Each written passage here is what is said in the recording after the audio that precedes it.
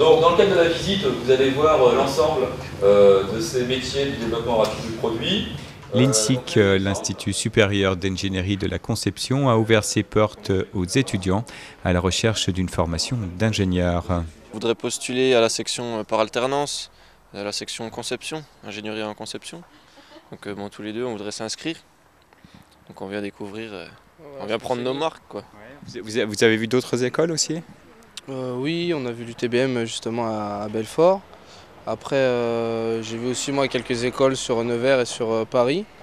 Mais c'est tout, donc on vient se renseigner, c'est la période des portes ouvertes, donc prendre quelques informations. Ouais, à votre avis, quel est le plus ? Qu'est-ce qui vous plaît bien ici à l'INSIC à Saint-Dié-des-Vosges ?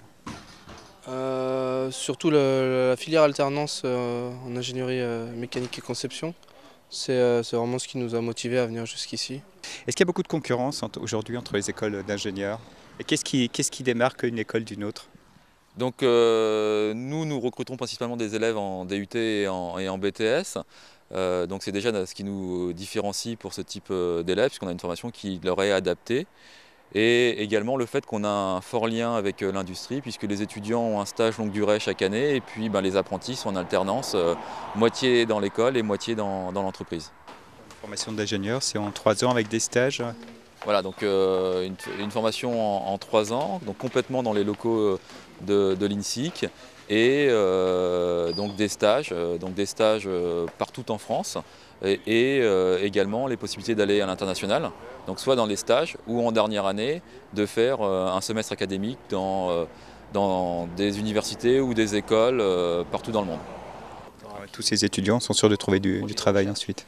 Oui, donc on a un taux de placement qui est assez important. Par exemple, l'année dernière, les apprentis, 75% des apprentis sont vus proposer un contrat, ont signé un contrat avec l'entreprise chez qui ils étaient en apprentissage, donc pour être embauchés suite à leur apprentissage. Et il est part aussi que les stages de 3e année se poursuivent au travers d'un emploi.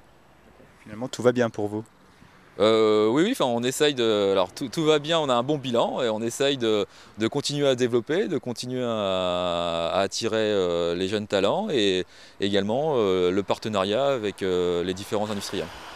L'école fait partie intégrante du pôle constitué par le CIRTES, les entreprises innovantes, et depuis peu de la plateforme d'innovation Inori.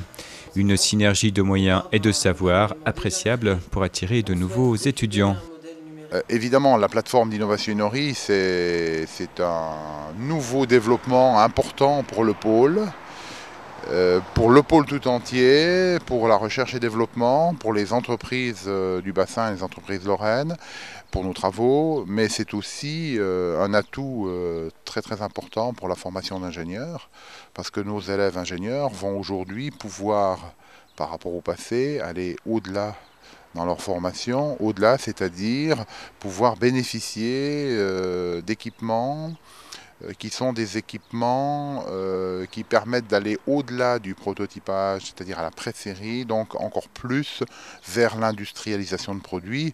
Et du coup, il y a très peu d'écoles d'ingénieurs, je pense, qui peuvent proposer aux élèves une utilisation directe d'outils d'industrialisation, d'outils de production de dimension totalement industrielle.